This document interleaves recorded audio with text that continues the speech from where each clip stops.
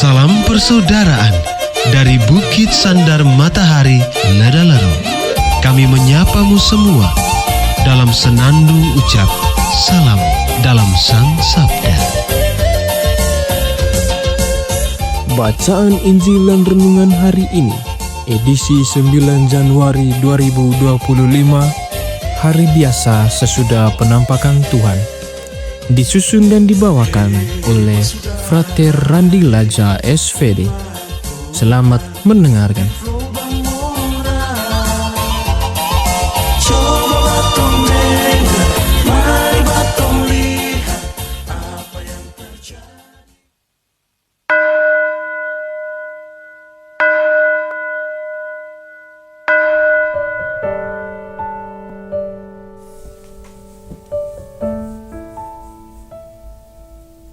Bacaan dari Injil Lukas.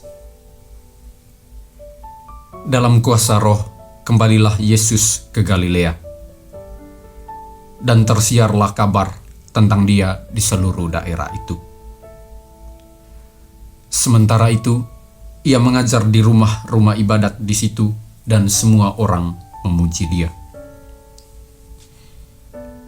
Ia datang ke Nazaret, tempat Ia dibesarkan, dan menurut kebiasaannya pada hari Sabat, ia masuk ke rumah ibadat, lalu berdiri hendak membaca dari Alkitab. Kepadanya diberikan kitab Nabi Yesaya, dan setelah dibukanya, ia menemukan nas di mana ada tertulis, Roh Tuhan ada padaku, oleh sebab Ia telah mengurapi aku, untuk menyampaikan kabar baik kepada orang-orang miskin. Dan Ia telah mengutus aku untuk memberitakan pembebasan kepada orang-orang tawanan dan penglihatan bagi orang-orang buta, untuk membebaskan orang-orang yang tertindas, untuk memberitakan tahun rahmat Tuhan telah datang. Kemudian Ia menutup kitab itu, memberikannya kembali kepada pejabat, lalu duduk. Dan mata semua orang dalam rumah ibadat itu tertuju kepadanya. Lalu Ia memulai mengajar mereka, katanya, pada hari ini genaplah nas ini sewaktu kamu mendengarnya. Dan semua orang itu membenarkan Dia, dan mereka heran akan kata-kata yang indah yang diucapkannya.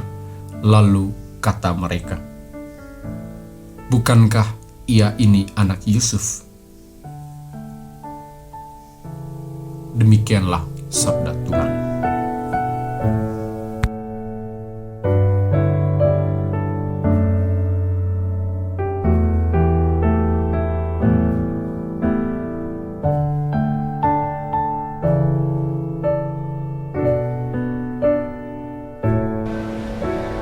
Sama saudari dan sama saudara yang terkasih dalam Yesus Kristus, perkenankan saya memberi judul renungan atas Injil hari ini dengan Roh Kudus. Tentu kita semua tahu apa itu Roh Kudus. Tentu pula kita mengalami rahmat Roh Kudus itu dalam setiap pengalaman hidup kita masing-masing. Jika Tuhan selalu menampakkan diri melalui wahyu dalam setiap tanda-tanda zaman, maka melalui Roh Kudus itulah kita menanggapi wahyu Allah itu dalam setiap tanda-tanda kehidupan kita, dalam setiap makna-makna yang kita capai dalam hidup. Yesus hari ini menyampaikan tentang kabar baik kepada orang miskin, membebaskan orang-orang tawanan, memberi penglihatan kepada orang buta, membebaskan orang yang tertindas, dan memberitakan tahun rahmat Tuhan. Pernyataan Yesus kini menekankan bahwa pelayanannya bersumber dari Roh Kudus. Tidak ada yang dilakukannya berdasarkan ambisi pribadi atau kekuatan duniawi. Dan ini adalah panggilan baik dari Allah sendiri untuk menghadirkan pembebasan yang utuh, baik secara spiritual, sosial, bahkan fisik. Yesus berbicara tentang orang miskin. Orang miskin di sini bukan hanya bagaimana seseorang itu kekurangan materi, melainkan lebih jauh dari itu, bahwa menjadi orang miskin Allah Kristen, bahwa kita dituntut untuk selalu rendah hati dan terbuka terhadap kehendak Allah. Orang miskin adalah orang yang menyadari keterbatasannya dan berseru kepada Tuhan untuk pertolongan. Dalam kehidupan sehari-hari, kita diajak untuk menjadi pembawa kabar baik kepada mereka yang kehilangan harapan, kepada mereka yang merasa diri ditindas, kepada mereka yang dipinggirkan dan terpinggirkan dari lingkup kehidupan sosial. Lalu, siapakah orang miskin di sekitar kita yang perlu untuk kita bantu? Bagaimana kita bisa menjadi saluran kasih Tuhan dalam kehidupan ini, terutama bagi orang-orang yang miskin? Pembebasan yang dimaksudkan Yesus tidak hanya juga pembebasan rohani, tetapi penting juga untuk membebaskan dia secara fisik.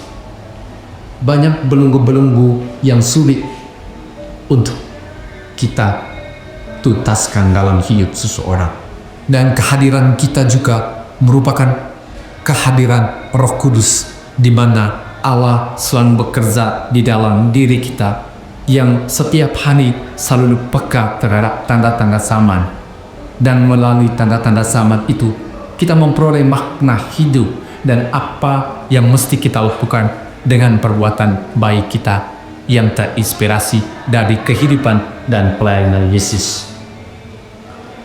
Yesus juga menyebut tahun Rapatulan sebagai masa di mana Allah menyatukan belas kasih dan pengampunannya. Dan ini tentunya kita melalui Roh Kudus pula selalu hadir, selalu ada, selalu bersama orang lain untuk membagikan rahmat kehidupan kita yang sudah kita peroleh dari setiap pengalaman reflektif kita masing-masing. Sama seperti Yesus, kita juga dipanggil untuk hidup dalam kuasa Roh Kudus. Apakah kita sudah memberi ruang bagi Roh Tuhan untuk memimpin kita setiap hari? Apakah kita sudah cukup bermurah hati? Apakah kita sudah selalu terbuka terhadap Tuhan? Amin.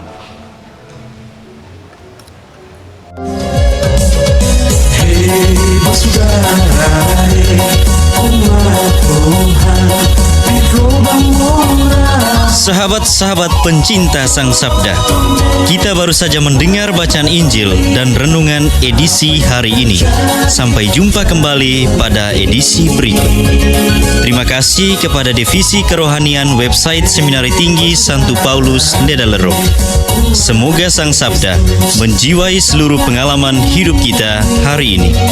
Tuhan memberkati kita sekalian. Amin. Dalam satu hati, di dalam kasih Yesus.